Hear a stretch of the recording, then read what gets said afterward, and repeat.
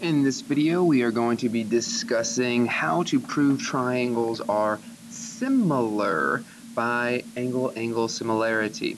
So think back, we've done a lot of proofs in terms of trying to prove that two triangles are congruent to one another.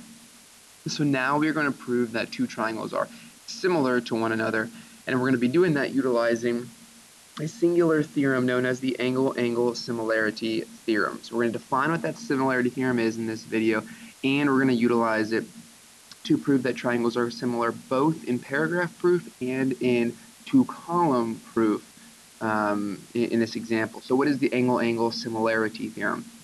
Well, we've talked about how in triangle congruencies, angle, angle, angle is not a way to prove that triangles are congruent, all right? Why? Because just because the three angles are congruent, it does not mean that the triangles are congruent, because it could be an enlargement or reduction, or aka a dilation.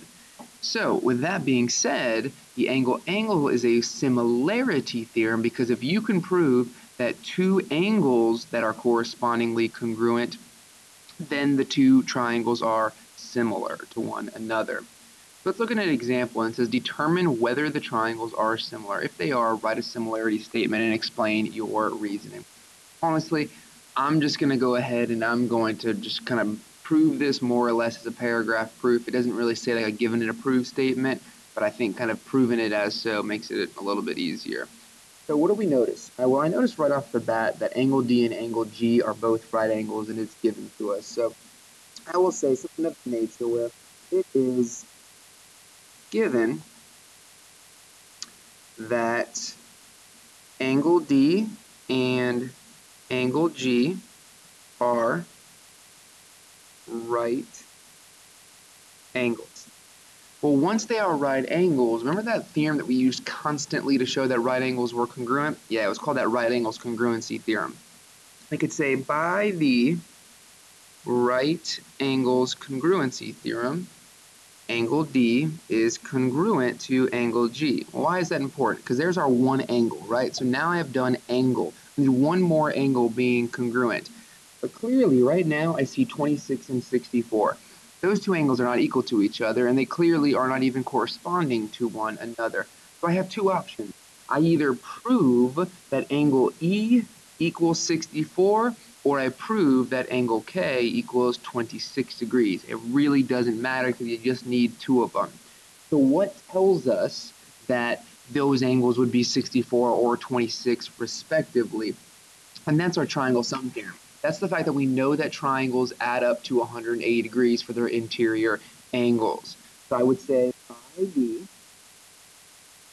triangle sum theorem,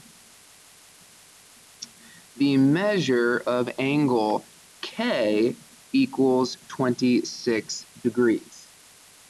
Okay, well, if that's the case, then angle C is congruent to angle K. So now I have angle, angle, both being correspondingly congruent to one another. So